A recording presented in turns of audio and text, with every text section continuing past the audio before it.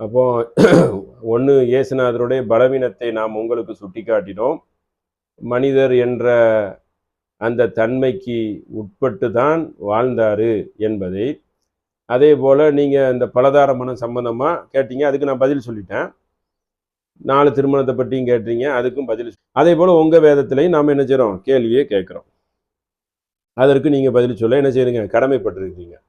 இப்போ என்ன மாதிரி வருதுன்னா, வேதங்களில் வந்து உங்கள் வேதங்களில் இந்த பலதார மனங்கள், அப்புறம் இந்த பெண் ஆணுடைய சேர்க்கை படுது, இப்படி ஒரு வேதத்தில் வந்து சொல்லவே படாது.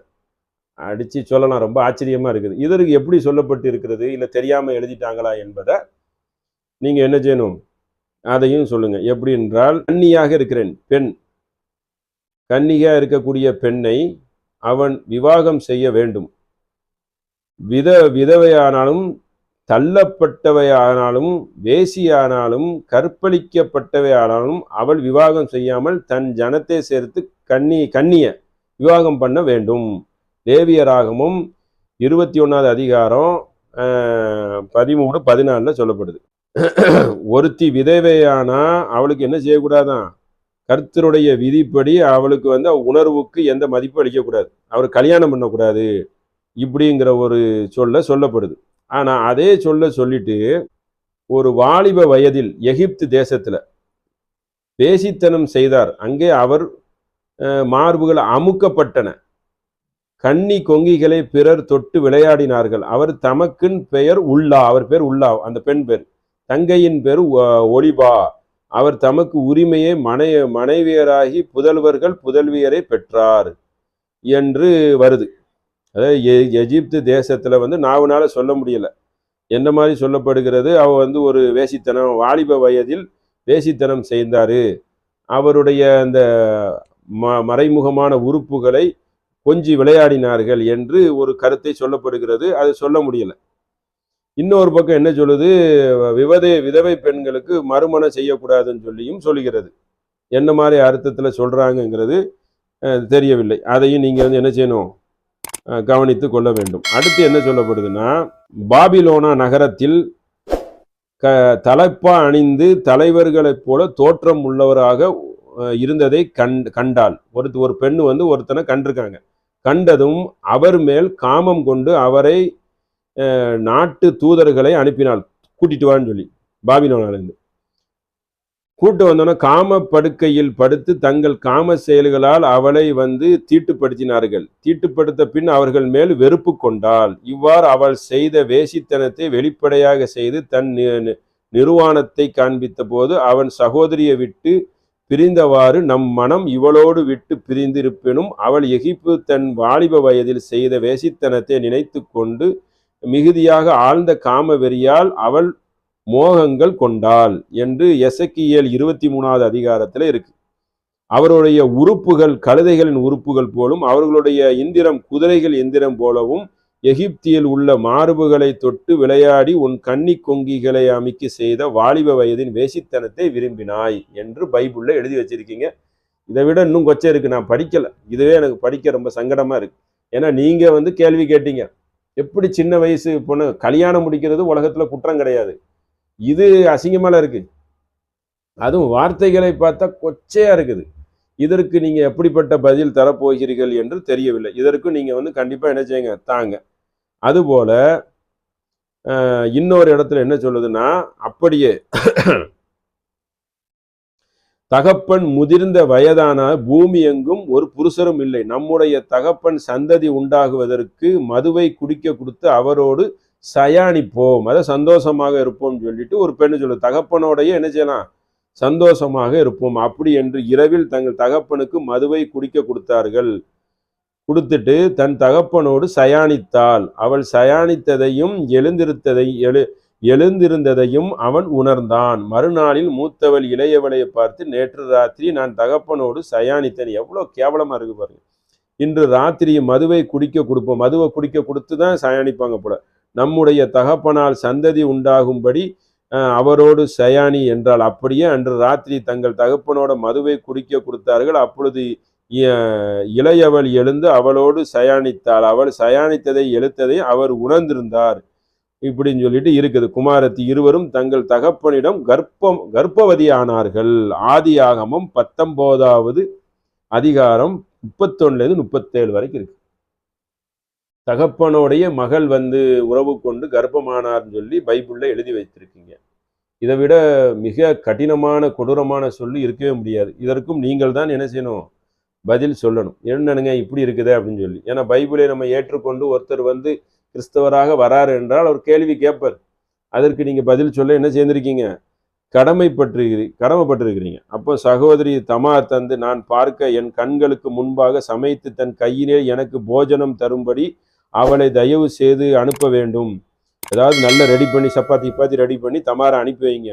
அப்படியே அம்னோன் வியாதிக்காரனை போல் படுத்து கொண்டான். ராஜா அவளை பார்க்க வந்தபோது அவன் ராஜனிடம், என் சகோதரியாகிய தமார் வந்து என் கண்களுக்கு முன்பாக 2-3 பணியாரங்களை செய்து, பணியாரம் சுட்டு கொடுக்கணுமா, நீ தன் கையினாலேயே தனக்கு சாப்பிட கொடுப்பதற்கு நீ சொல்ல வேண்டும் என்று கேட்டுக்கொண்டான். தாவீது வீட்டுக்கு தமாரிடம் அனுப்பி, நீ உன் சகோதரிய அம்னான் வீட்டுக்கு போய் அவனுக்கு சமையல் செய்து கொடு என்று சொல்லி சொன்னான். அதனால சமையல் செய்து கொடுத்து கீழே மோசமான வார்த்தை வருது. வீட்டுக்கு போய் மாவெடுத்து அவள் கண்களுக்கு முன்பாக பிசைந்து பணியாரங்களை சுட்டாள். சட்டியை கொண்டு பணியாரங்களை கொட்டி அவளுக்கு முன்பாக வைத்தாள். அப்புறம் அவன் சாப்பிட மாட்டான் என்று சொன்னான். அப்புறம் சொன்னதுக்கு அப்புறம் அவனை விட்டு எல்லோரும் வெளியில போய் விட்டார்கள். அப்பொழுது அம்னோன் தமாரை பார்த்து, நான் உன் கையினால் சாப்பிடும்படி பணியாரங்களை எனக்கு ஊட்டி விடு என்று சொன்னான். ஊட்டி விடணும், அப்பதான் சாப்பிடுவார் போல இருக்கு. அப்படியே தமார் தன் செய்த பணியாரங்களை உள்ளறைக்கு தன் சகோதரனாகிய அம்னோவிடம் கொண்டு போனாள். அவன் சாப்பிடும்படி அவன் அவைகளை கிட்ட கொண்டு வருகையில் அவன் அவளை பிடித்து பார்த்து, என் சகோதரியை நீ வந்து என்னோடு சயானி என்றான். அதற்கு அவள், வேண்டாம் என் சகோதரனே, என்னை அவமானப்படுத்தாதே என்று இஸ்ரவேலில் இப்படி செய்யத்தகாதது, இப்படி மதிகேடான காரியத்தை செய்ய வேண்டாம் என்று வெட்கத்தோடு எங்கே போவேன் என்று அவர் சொன்னார். இஸ்ரவேல் மதிகேடில் ஒருவனா போல் நீ ஆவாதே என்று சொன்னதும் தர மறுக்கப்பட்டார். அவனோ அவள் சொல்லை கேளாமல் பலவந்தம் செய்து அவளோடு சயானித்து அவளை கற்பழித்தான். பிற்பாடு அவளை அம்னோன் மிகவும் அதிகமாய் வெறுத்தாள். அவன் விரும்பின விருப்பத்திலும் பின் அவளை வெறுத்த வெறுப்பும் அதிகம். ஆகவே அவன் அவளிடம் எழுந்து போய்விடு என்றான். 2 சாமுவேல் 13வது அதிகாரம் 1லிருந்து 15க்குள்ள வசனம். மாமனாரும் மருமகளும் செய்த கொடுமை இது, இந்த இப்போ அவன் பேசுறது. அப்போ ஒரு பணியாரத்தை கொடுத்து அவங்கள வளைச்சி போட்டு ஒரு இதை சொல்றாங்க, அந்த பெண்ணு விருப்பம் இல்லை. ஆனா மனிதர் என்ன செய்தாரு, ஒரு நல்ல மனிதர் செய்யற செயலா இது? கல்யாணம் செய்யறத கொச்சையா பேசுறீங்க, பலவந்தமா கற்பழிக்கிறத என்ன பேர் வைப்பீங்க நீங்க? ஒரு நல்ல மனிதர் முறையா ஒருத்தர் கல்யாணம் பண்றாரு, கல்யாணம் பண்ணி மறுமணத்தோட வாழ்றாரு என்றால் அது அசிங்கமான விஷயம் கிடையாது. ஒருத்தர் தேவைப்பட்டா அவர் திருமணம் செய்திருக்கிறாங்கன்னு வரலாறுல சொல்லிடலாம். இது கேட்கவே வந்து கொஞ்சம் இச்சைகள் கலந்து கொச்சையான சொல்லா இருக்கச்சுல என்ன வேதங்கள் இது வந்து எப்படி வந்து வரும் இந்த சொல்லு அப்படிங்கிறதுக்கு நீங்கள் பதிலை சொல்லணும். அப்போ ஒருத்தர் மறுக்கப்பட்டாலும் ஒரு ராஜா வந்து உறவினரை பிடிச்சி என்ன செய்திருக்காரு, ஊட்டி விட சொல்லி கற்பழித்து இருக்கிறார் என்பதை நீங்க சாமுவேல் 2 சாமுவேல்ல சொல்லப்படுகிறது. 1லிருந்து 15 13வது அதிகாரத்துல. இப்படிப்பட்ட வசனங்களை நீங்க தான் என்ன செய்யணும், இதுக்கு விளக்கம் கொடுக்கணும்.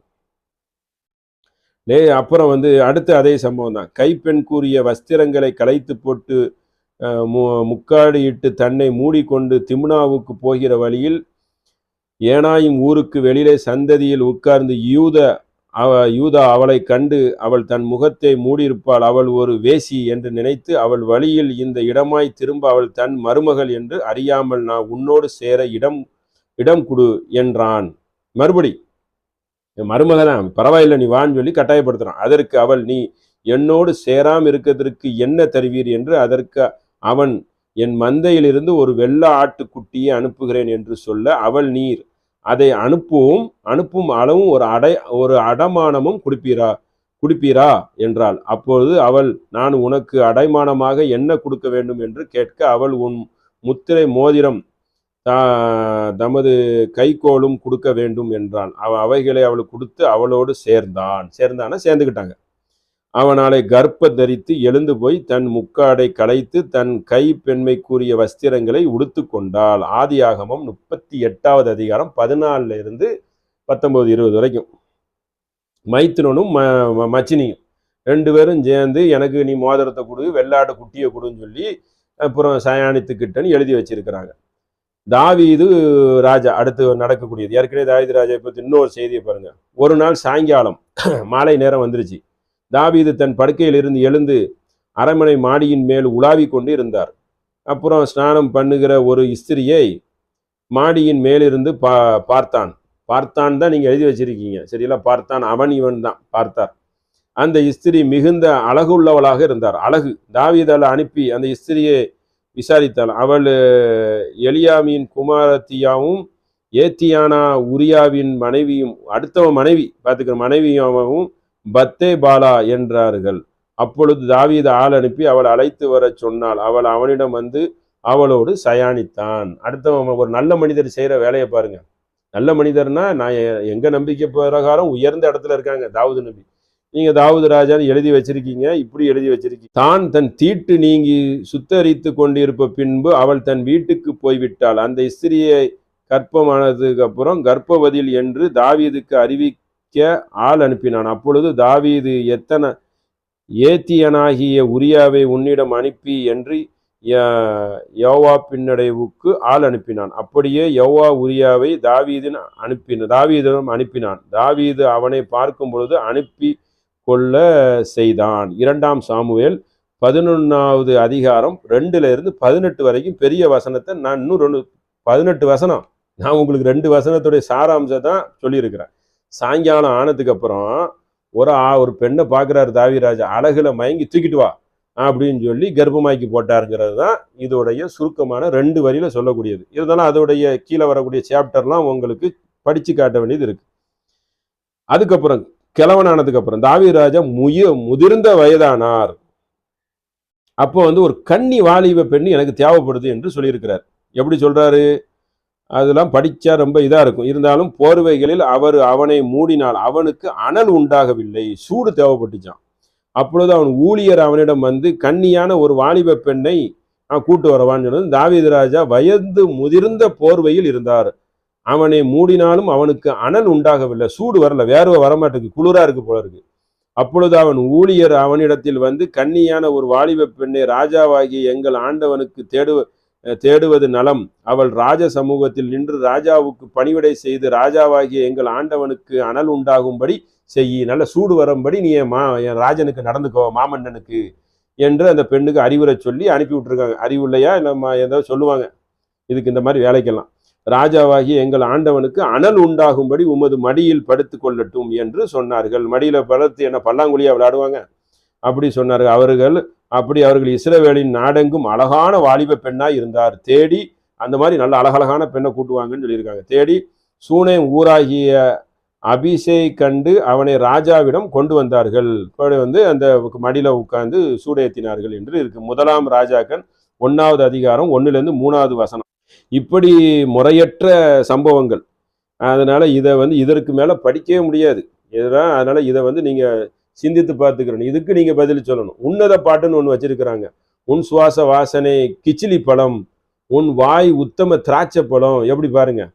அடுத்து என்ன வச்சிருக்காங்க? அந்த ரசம் என் வாயிலே மெதுவாக வரட்டும். என்ன பார்த்துக்கிறேங்க. உதட்டை பற்களையும் அது நனைக்கும். நான் உரியான் காதலருக்கு ஆசை என் மேலும். எவரும் என் காதலை வயல்வெளிக்கு செல்வோம், கிராமங்களிலே ராத்திங்கிடுவோம். காலையில் எழுந்து திராட்சை தோட்டம் சென்று திராட்சை தளர்த்தில் அதன் பூமலர்ந்த மாதளை பூத்த என்று பார்த்திடுவோம். அங்கே என் அன்பை உமக்கு அளித்திடுவேன். கடவுள் உன்னத பாட்டு எந்த லட்சணத்துல இருக்குன்னு பாருங்க. கதற்பழங்கள் வாசனை வீசும்.